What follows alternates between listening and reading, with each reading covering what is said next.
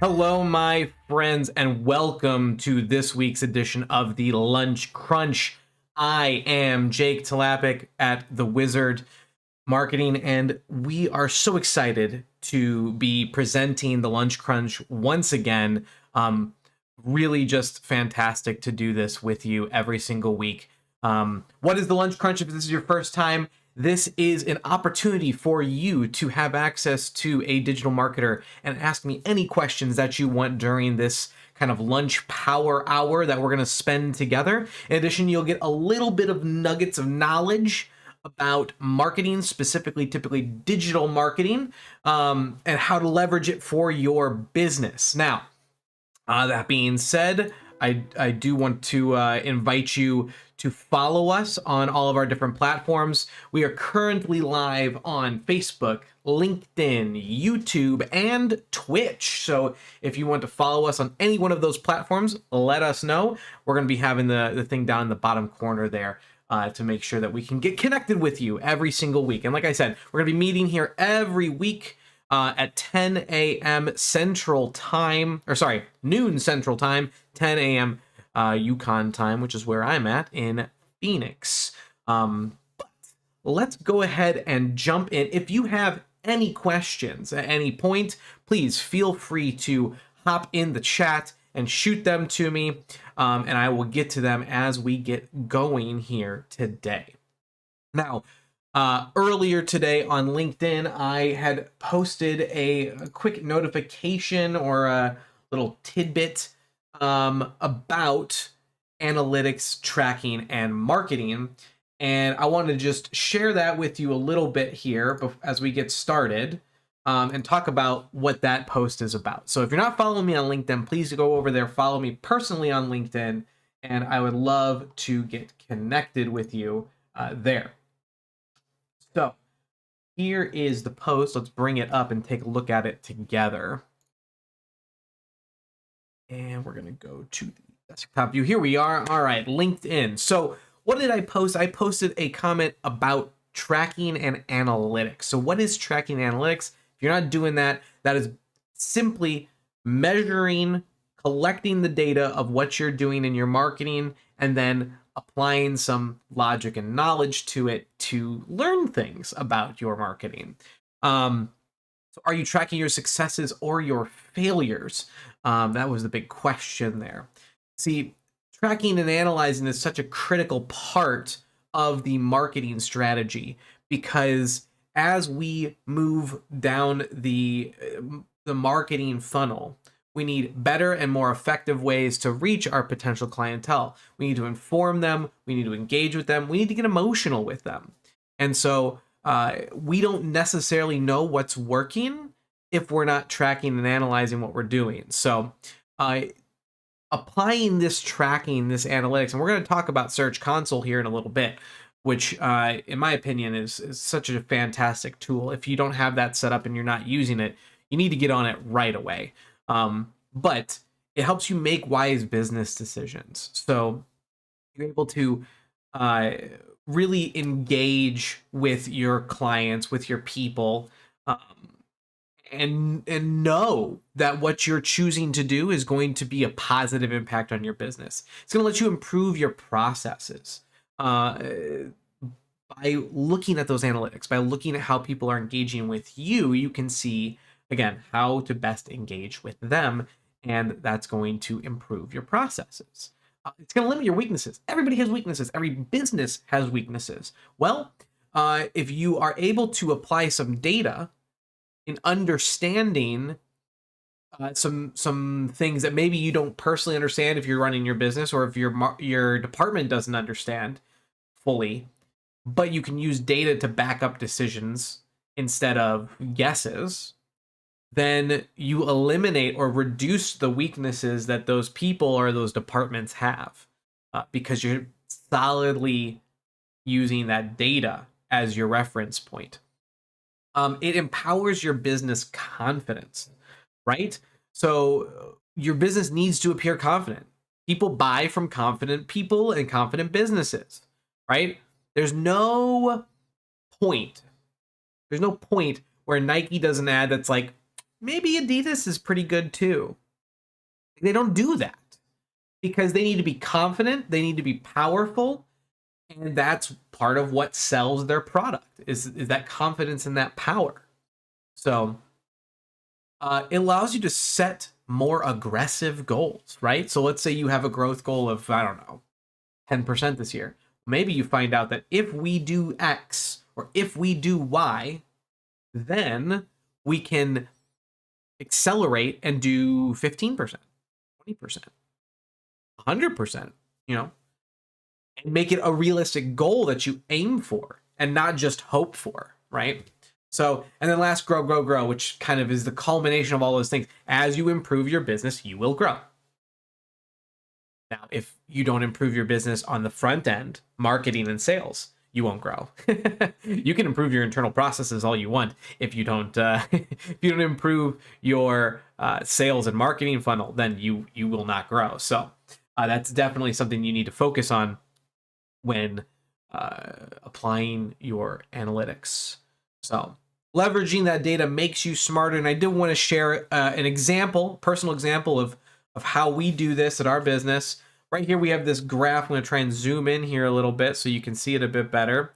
This graph is from one of our clients. We did a end of year analysis on where all of their leads came from. Now, this isn't a culmination of all leads. This is actually just leads from their website forms. So phone call leads are totally different, and email referral leads, those are also totally different. This is just from the website. And what we're finding out is that our best channel is Google search, which means Google search optimization is working, right? 50% of all of our leads are coming from a Google search. So that means that we need to keep that channel humming, and it's working what we're doing too. So we kind of have two sides to that data, right? It's working, keep doing it. Then we can look at the other channels and go, maybe there's some areas that we can work on improving, right? So maybe our Google ads, if we want to have that a little bit more market share, right? We got about 75, 80 leads directly through Google ads. Or Bing search. Maybe we need to spend more time on Bing. We're not getting enough of the market share over there on Bing. So that's one thing that we could review and analyze and otherwise learn from and grow. So, and do the right things for this client rather than just do the same thing over and over again and not make any changes. So that's just a high level overview of, what we do and how we're using analytics to make improvements to our decision making improvements to our offerings, and making sure that we're growing for each and every client. All right, so I'm going to open up the floor for some questions. If you have any questions, please hop in the chat and let us know. One question I get frequently, and we brought it up on our TikTok account, so go over there and follow us on TikTok, is can you build a single page website? So a single page website is beautiful, right? They're beautiful because they are easy to understand. They're easy to consume. They're simple to manage. There's a lot of advantages to the single page website. But is it the best option? And here at the Wizard Marketing, our opinion is no. I'd say opinion because you can absolutely get an effective growth and strategy out of a single page website. It's totally possible to do that and really have some success. However, it is harder to do. There's a lot more technicality. So if you're building a single page website and you don't know how to do all of the technical bits of SEO, I would recommend doing a multi-page site instead. It'll be easier. And by splitting those pages, you split the concepts, which is one of the big things that Google's looking at. They look at concepts, big ideas, okay? And then if you can break those big ideas into smaller bite-sized ideas, those ideas are going to, come up on Google even more effectively. So splitting up your data onto the different pages is very beneficial. Plus, it allows customers their custom user experience. So what do I mean by that? Well, when a user comes to your web page and they are shopping, every single person is going to have a different goal, a different objective, a different thing that they want to focus on. Some people want to learn about the company. Some people want to learn about one of the services. Some people just want to see pretty pictures. Some people want to go straight to the contact form. On a single page website, your customer journey is pretty static. You go from top to bottom. Maybe you have some buttons that allow you to jump around. And that's fine. That's good. Like, you should have some buttons to jump around. But it gives me less flexibility as a consumer to navigate my website journey. So from a user experience perspective, it is both positive and negative, right? Because it's simple, it's consumable, it's just mindless scroll down the page. So are there industries that can take advantage of a single page website? Absolutely. If you have a very small restaurant or even food truck business, it could be a great option for you in your business to leverage that. Anything that has a single offering or is very focused in what they're doing, and by focus, I mean not focus is in performing, focus is in this is all I offer. It's this one widget. It's this one thing. If you're focused to that level, you can get away with that single page website, and you just need to do a little bit of technical work on how to do anchor tags so that you get the proper SEO out of it. But I would say in general, building a multi-page site tends to be the better option. All right. Well, I'm going to jump straight into talking about Google Search Console. This is something that's surprising to me. Now, granted, I am in marketing. I am involved in marketing, and I do this every single day. So my surprise is a little watered down when I found out that most of my clients have no idea what Google Search Console even is. They didn't even know it existed. And I'm going to share that with you today, what it is, how to use it, and why you need to be using it, because it's such a powerful item available to you. And let me jump back in and say again, if you have any questions or comments at any point, please jump in and throw them in the chat, and I'll get on them as soon as I can. So let's take a look at Google Search Console. So what is Google Search Console? It is an additional tracking. Oh, look at that. My phone. Thank you, Google, for jumping in on that. For now, I'm actually going to turn you off because we don't want to trigger her again. So Google Search Console is a tracking tool that allows us to understand relatively how Google is presenting us in their search results. Okay? Have you ever wondered what's going on there and how you're showing up on Google? Google Search Console is going to show you the answer to that. So let's jump over and take a look at it. So this is Google Search Console. I've got one of my clients here pulled up, and there's a lot of things going on here. I'm going to break them down pretty much piecemeal, but this is the home page. And what we're seeing here is the general performance graph. So what is the performance graph? It's showing you number of clicks for search terms. Now you'll notice here, I actually had it's broken out into two different groups. I have search results and I have discover. Okay. Discover is really interesting. Not everybody's going to have that on their Google Search Console. Discover is specifically voice search. So if you're an answer in a voice search, that's where that comes from. So we got a couple hits on that in the last 90 days. That's usually what this performance graph is showing, is the last 90 days. On the left-hand side, we've got a big old menu here. We've got search results, discover, coverage. We'll walk through that really quick here. I'm not going to try and belabor the point on this. If you don't have this set up, okay, if you don't have this set up, you need to go get it set up. Okay, talk to your web guy, get your Google Search Console set up. It's free. It costs you nothing to set up. Okay, if you already have Google Analytics, you're 99% of the way there. You just have to go to search.google.com/search console and jump in there and set up your account. It's going to give you two options. It's going to give you domain level and it's going to give you URL level. I recommend the URL level. It gives you a little bit better data. So the domain level misses some stuff. So, all right. So jumping back over to this, looking at Google Search Console, let's jump into what's really the most important piece here, which is the search results. So here is that performance graph kind of blown up a little bit, and we can see both of our impressions and our clicks. So as a person who looks at this quite a bit, I'm making sure that the graph, they're kind of even.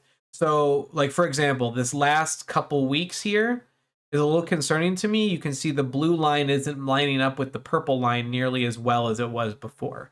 So we'd probably want to look into, are we getting on the wrong impressions? Are we not hitting on the right keywords? Do we need to make some adjustments? Now, it's not just a graph, okay? Not just a graph. We actually get the actual keywords. So if we scroll down here, we can see the actual queries that we're showing up for. So you can see here, Copper Fiddle has 1,605 impressions in the last 3 months. So 1,605 times we showed up in a Google search. And of that 1,605 times, 294 clicks happened. Okay, that's great. But what we really want to look for are other words that aren't our name that we get clicked for. So here you go, distillery near me. We got 1,220 results and we got clicked 17 times. Okay, so what this tells me, we could get this up a little higher, and maybe we need to see exactly a little bit more data on this keyword, is that there's a lot more opportunity for us in this keyword and we're not getting enough clicks. So I'm going to click on this. We're going to see a little bit more data about this search in particular. So you can see here, we're looking at total clicks, 17, total impressions, 1,200, give or take. That's a 1.4 click-through rate. We want to get that up. We want to get that a little higher, okay? But you can see our average position is 8.7, which means we're the 8th or 9th result on the page. To me, that says we need to pull that up. We need to pull that up from 8 to 1, 2, or 3. That would be ideal for us. So how do we know how to do that? Well, let's take a look at what page is being presented. So see how we've narrowed down by the query distillery near me right here. So I'm going to click on this pages, and what it's going to show me is the pages that this search term points to. Now you can see that the vast majority of these impressions point to our homepage. We have a couple to our cocktail menu page, some to the tours and cocktails. So it's kind of spreading around and trying out a couple different things of what to present us for. And that's pretty cool. All right. Is that Google is actually trying us out, like putting on a pair of pants and seeing if they fit. That's what Google's doing. Okay. But it hasn't really found something that's locked in. Clearly our homepage is probably the best result. So what we would then need to do is we need to investigate our SEO, go to the homepage, see if we can improve the homepage for distillery near me as a search term, and get more clicks. All right. So that would be the kind of goal or the action that we would take out of this data. All right.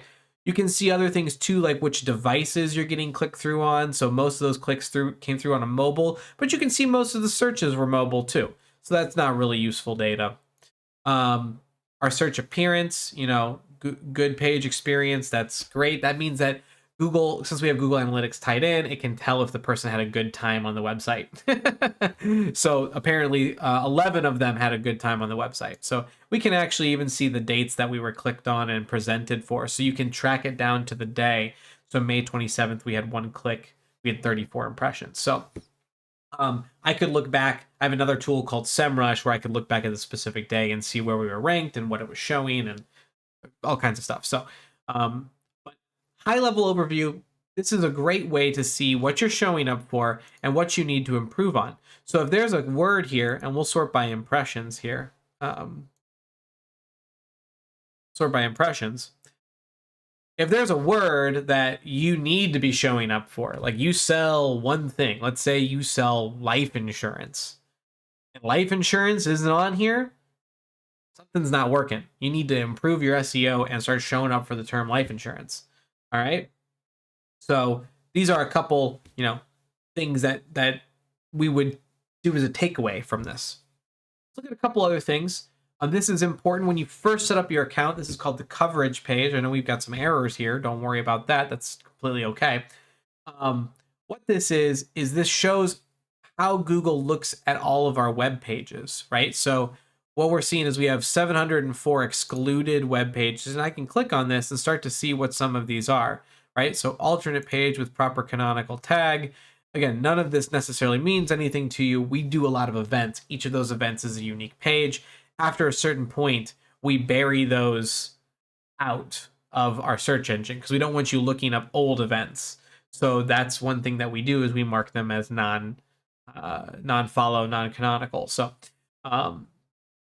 this is just part of it. But the big thing here in the coverage is to see if you're looking at a page that you created and it's not showing up. You could actually go in here and see if it's being used by Google. So, right, indexed, not submitted in sitemap, we have 259, and I can go and look at these and see, okay, so this space and time one is not being used in Google search. So we would look at how to get that on the platform a little bit faster so we can start showing up for search results. Now, again, events are tricky because they come and they go so fast, and we're not known as an event platform, so Google's making some concessions, blah, blah, blah. It's part of the game. But yeah, in order to get those up there, you need to use what's called a sitemap. So this is your sitemap, and it's a list on your website. It's a hidden page that tells Google what all the pages are on your website. You can punch that in here, and Google will track it for you, which is fantastic. So like if I click the sitemap URL, you can see here's a bunch of our sitemaps. They're getting scanned basically. So a couple other things in here that I like to point out. Here's our enhancements. Here's some recipe cards. We actually just took our recipes down for some internal control reasons, so we're not showing there. But if you do have what are spacing on the word markups, schema markups, which means nothing to you if you don't know anything about web design. If you do have them, you can actually track them here. We'll talk about schema markups some other time. It's kind of a lofty idea. One other thing I like to point out about Google Search Console is the tool of how it interfaces with your Google My Business profile. Now it's just called Google Business Profile, I believe. And so what you can do is you can connect it to it, and it will give you kind of a nice little report. So let's take a look at what this report will look like. So this is going to tell us our all-time page views. So 100,000 views lifetime on the account. In the last 28 days, we've had, just over 3,600 views. Here's all the page, by date. So we've had the last couple days haven't been super great. We need to figure out what's going on there so we can get a bit more viewership. Going into the weekend usually better though, so we'll see how that goes. We can see our new content stuff that we posted. So we added a bunch of bands, and you can see they're coming through. Our most popular pages, where our traffic's coming from. So if there's organic search versus they directly punched in our URL, or social, and you can see how long they were on the site on average. And it just gives you some high level stuff to look at. So it's a really cool, quick report. You can see who's referring to you, how your social media is doing at a high level glance. It's just very cool to take a look at this tool as well. That's a really deeper dive than you probably needed on Google Search Console. But I do it because I want to stress how important Google Search Console actually is. It's such a useful tool for tracking your performance on Google. So please, if you don't have it set up, go set it up so you can start seeing what keywords you're actually showing up for. Now, there's a weird thing where if you set up Google Ads, there's a keyword manager, and you can actually see other statistics about keywords. So we'll talk about that some other time as well. Maybe we'll do a whole episode on it. But if you're trying to grow your website through search engine optimization, absolutely must have Google Search Console set up so that you can see how your words are performing. All right, are there any questions before we wrap up today's lunch crunch? I really want to make sure I give everyone the opportunity to pose their marketing questions, engage, otherwise get connected, and remove some roadblocks. If you have some roadblocks in your business that are marketing based or lead gen based or brand based, happy to connect and talk about that both here in the lunch crunch and offline. We've been showing our social media the whole time. Please do follow us. We're trying to put out as much useful content for you as possible. It is my belief that marketing shouldn't be a mystery. Marketing implementation should be what you pay for, not the knowledge, because it's not a mystery. It's available to all of you all the time. I mean, golly, the amount that you can learn from just YouTubing stuff is incredible. Yeah. Well, I think that's gonna do it for this week's lunch crunch. I really had a good time. I do love talking about marketing. It's a passion for me, for sure. So if you're catching this when it's not live, make sure to follow us. If you're on YouTube, click the notification bell. That way you get notified when we do go live for these lunch crunches. I'm going to start doing some additional live streams on particularly WordPress development. So if you want to build your own WordPress website, follow us as well.